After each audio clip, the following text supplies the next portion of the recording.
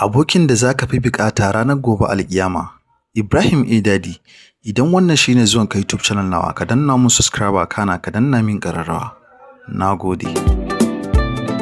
Annabi Muhammad sallallahu alaihi wasallam ya bayyana mana wani abin al'ajabi da zai faru bayan da mummunai suka ƙetare siraɗi kuma Allah ya tsare su daga wuta. Mutum zai yi tunanin cewa bayan sun tsira abin da zai dame su kawai shine shiga aljanna da more ni'imominta. Amma ba haka abin zai kasance ba. Annabi Muhammad sallallahu alaihi wasallam ya ce muminai za su tsaya a gaban Allah suna roƙonsa a madadin wasu mutane da suka sani waɗanda suka rage a cikin wuta. Za su ce, Ya Ubangiji, sun kasance suna azumi tare da mu, suna sallah tare da mu, kuma suna aikin hajji tare da mu. Sai Allah subhanahu wa ta'ala ya ba su izinin yin ceto waɗanda suka gane, kuma da rahamarsa za a fitar da mutane da yawa daga wuta. Ka yi tunani a kan wannan babban lamari. Mutanen kirki suna tsayawa a ƙofar aljanna amma har yanzu suna tunanin ‘yan uwansu musulmi. Duk da cewa sun tsira suna ci gaba da roƙon Allah subhanahu wa ta'ala da ya ceci wasu. Wannan yana nuna mana girman zukatan salihai. Zukatansu cike suke da rahama.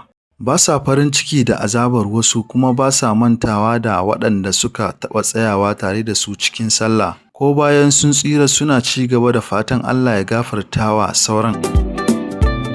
Wataƙila sun yi kurakurai, sun aikata zunubi, sun cutar da bayin Allah salihai muminai. Amma duk da haka salihai suna yafewa kuma suna roƙon Allah ya yi musu rahama.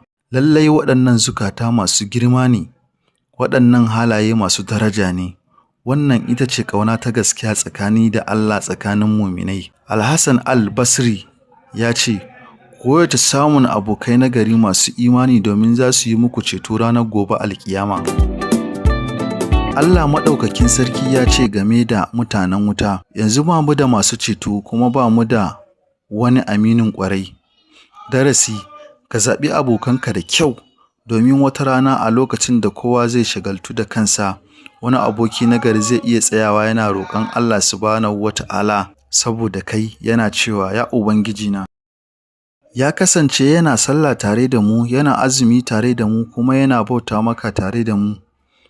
Wace ni'ima ce ta fi samun irin wannan aboki wanda zai tuna da kai a ranar gobe alƙiyama? Allah ya sanya mu cikin bayinsa masu imani, masu rahama da ƙaunar juna, saboda shi ya azurta mu da abokai nagari duniya da lahira kuma ya haɗa mu da aljanna firdausi da abokananmu. Ibrahim A. Dadi, idan ka ji daɗin wannan abin ka danna min sharing, ka danna min liking, na gode, ka min subscriber. Sai anjima.